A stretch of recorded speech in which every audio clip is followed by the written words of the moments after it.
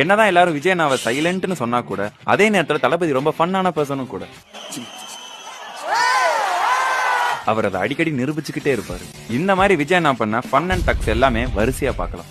அவர் வந்து எவ்வளவு பெரிய பிட்டா இருந்தாலும் ஆடி காட்டு அப்படின்னாரு. பிட்டா பாப்பாரு, பிட்டா பாப்பாரு, ஒன் மோர்னு மூணாவது வாட்டி.